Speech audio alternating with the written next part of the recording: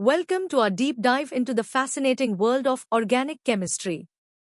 Today, we are unraveling the oxidation of aldehydes and ketones, a crucial topic for your advanced preparation. We'll start with the basics, understanding why these compounds react differently, then move to more complex mechanisms and applications. Get ready for a four-level journey from easy fundamentals to competitive problem solving. Let's begin. Ready to discover how aldehydes and ketones behave when they meet oxidizing agents? Let's start with the basics. Oxidation in organic chemistry is all about gaining oxygen or losing hydrogen. For aldehydes and ketones, it's about transforming their carbonyl group. Aldehydes are like the friendly ones, and they have a hydrogen atom directly on their carbonyl carbon, making them super easy to oxidize. Think of it as a weak spot that allows a new oxygen atom to sneak in, turning them into carboxylic acids. This also means aldehydes are excellent reducing agents themselves, readily donating electrons. Now, ketones are a bit tougher. They don't have that easily detachable hydrogen on their carbonyl carbon. So, under mild conditions, they just shrug off oxidation. To oxidize a ketone, you need really strong reagents and heat, which then causes the molecule to break apart, specifically cleaving carbon-carbon bonds next to the carbonyl. This usually results in a mixture of smaller carboxylic acids. Remember, aldehydes are easy, ketones are tough. Time to test your understanding. Here are 3 questions to check your grasp of basic aldehyde and ketone oxidation. Think about the key differences we just discussed, like the presence or absence of that crucial hydrogen atom.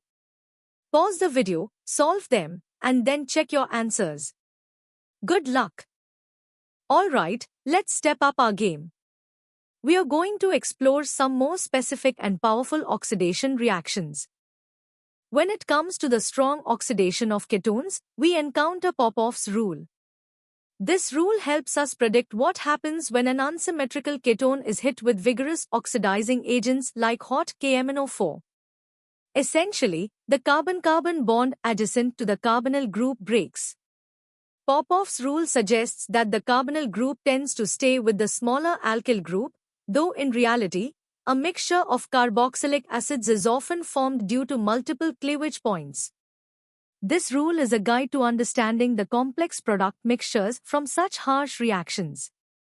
Next up is the Baeyer-Villiger oxidation, a very elegant reaction where ketones are transformed into esters and aldehydes into carboxylic acids by using peroxy acids.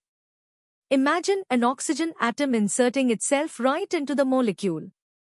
This isn't just a simple addition, it's a rearrangement. The reaction follows a specific path where one of the groups attached to the carbonyl carbon migrates to the oxygen of the peroxy acid, pushing out a carboxylate group. This migratory aptitude is crucial for predicting the product. Understanding the Baeyer-Villiger mechanism in a simplified way involves a few steps. First, the carbonyl group gets activated. Then, the peroxy acid attacks. The most critical part is the rearrangement where a group from the carbonyl carbon moves to the oxygen of the peroxy acid. The order in which groups prefer to migrate, known as migratory aptitude, tertiary alkyls move more easily than secondary, then phenyl, primary, and finally methyl is key to predicting the outcome of the reaction, especially with unsymmetrical ketones. Alright, it's time to apply what you've learned at the medium level. These 5 questions will challenge your understanding of strong ketone oxidation, Popoff's rule, and the Baeyer-Villiger reaction. Remember to consider the conditions and the specific reagents. Take your time, think through each problem, and try to predict the products and explain the reasoning. Pause the video now and resume when you're ready to check. Now, let's dive into the more intricate details and advanced concepts of oxidation.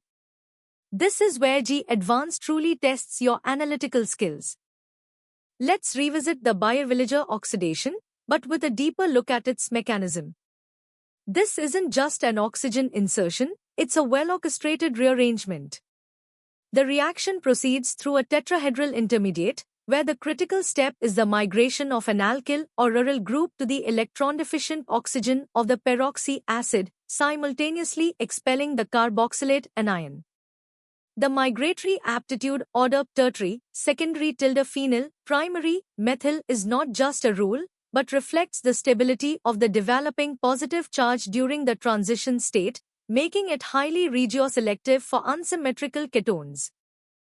Beyond the common oxidizers, we have specialized reagents like selenium dioxide, or SiO2. This reagent is unique because it specifically targets the alpha position of aldehydes and ketones, meaning the carbon atom right next to the carbonyl group. It effectively converts a methylene group into a carbonyl group, creating alpha-diketones from ketones. Another fascinating reaction is the Oppenauer oxidation, which is the exact reverse of the Meerwein-Ponndorf-Verley reduction. It selectively oxidizes secondary alcohols to ketones or primary alcohols to aldehydes using an aluminum alkoxide catalyst and an acceptor ketone. It's gentle and preserves sensitive functional groups like C is equal to C double bonds. Differentiating between various carbonyl compounds is a common challenge in organic chemistry.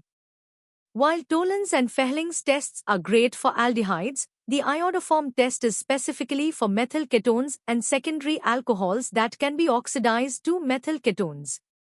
It produces a distinctive yellow precipitate of iodoform. This test is crucial for identifying specific structural features.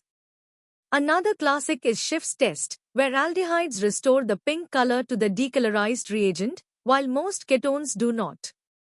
Understanding these distinguishing tests is vital for practical lab work and problem solving. Alright, it's time for the hard-level practice questions. These 7 problems will push your understanding of reaction mechanisms, regioselectivity, and distinguishing tests. You'll need to apply concepts like migratory aptitude in Baeyer-Villiger, the specificity of SiO2 oxidation, and the principles of the Oppenauer reaction. Think critically about each scenario, outline the steps, and justify your answers. Pause the video now and tackle these challenges.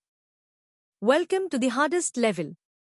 Here, we'll delve into the most complex aspects, competitive depth, and real-world implications of oxidation reactions for aldehydes and ketones. Get ready to think like a chemical engineer. Let's deepen our understanding of mechanistic nuances. The Baeyer-Villiger oxidation, as we discussed, involves a migratory step, and the migratory aptitude is rooted in the stability of the transition state. Electron-donating groups stabilize the developing positive charge, favoring their migration. Closely related is the Dakin reaction, which is essentially a Baeyer-Villiger type rearrangement for phenolic aldehydes or ketones. Here, hydrogen peroxide in base converts ortho or para-hydroxylated benzaldehydes or acetophenone into catechols or hydroquinones, respectively. The phenolic hydroxyl activates the system, making this a powerful tool for synthesizing dihydroxybenzenes. Oxidative cleavage reactions are fundamental in synthesis. The haloform reaction, exemplified by the iodoform test, is more than just an identification test. It's a synthetically useful method to convert methyl ketones into carboxylic acids with one less carbon, producing a haloform as a byproduct. The multi-step mechanism involves base-catalyzed enolization, repeated alpha-halogenation, nucleophilic attack by hydroxide, and expulsion of a stable trihalomethyl anion. Another critical cleavage is ozonolysis of alkenes, which, with a reductive workup, efficiently yields aldehydes and ketones, providing a powerful way to break down larger molecules into smaller carbonyl compounds. Regioselectivity and stereoselectivity are paramount in advanced organic synthesis. In Baeyer-Villiger oxidation, understanding migratory aptitude allows us to predict precisely which C-to-C bond will cleave in an unsymmetrical ketone, leading to a specific lactone isomer. This control over regiochemistry is invaluable. While simpler oxidations might not create new stereocenters, Many advanced oxidative transformations, especially those involving enzymatic catalysis or chiral auxiliaries, can introduce or preserve stereochemical information, leading to enantiomerically pure products. This level of control is a hallmark of modern synthetic chemistry. The impact of aldehyde and ketone oxidation extends far beyond the lab bench. Industrially, these reactions are crucial for producing bulk chemicals. For instance, the oxidation of cyclohexanone is a key step in synthesizing adipic acid, a vital precursor for nylon 6,6, a widely used polymer. In biological systems, enzymes called oxidoreductases catalyze similar reactions, playing roles in metabolism, detoxification, and biosynthesis. Aldehyde dehydrogenases, for example, are essential in breaking down alcohol. From a retrosynthetic perspective, oxidation reactions provide powerful disconnections, allowing chemists to trace complex molecules back to simpler starting materials, guiding the design of efficient multi-step synthesis. Alright, it's time for the ultimate challenge. Here are the first 5 questions for the hardest level. These problems demand a comprehensive understanding of mechanisms, synthetic strategies, and the subtle nuances of reactivity. You'll need to apply your knowledge of Dakin reaction, multi-step synthesis, regoselectivity in Baeyer-Villiger, and detailed mechanistic steps for the iodoform reaction. Take your time, draw out the intermediates, and justify your answers thoroughly. Pause the video now and give it your best shot. And now, for the final 5 questions, pushing your limits even further.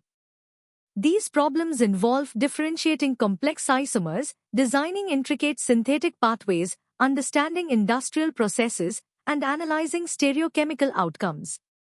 You'll need to integrate concepts from across the chapter, applying critical thinking to solve challenging scenarios. Remember, practice is key to mastering advanced level chemistry. Pause the video and conquer these last set of questions. You've successfully navigated the complex world of aldehyde and ketone oxidation, from basic principles to advanced mechanisms and applications. Mastering these concepts is crucial for your advanced success.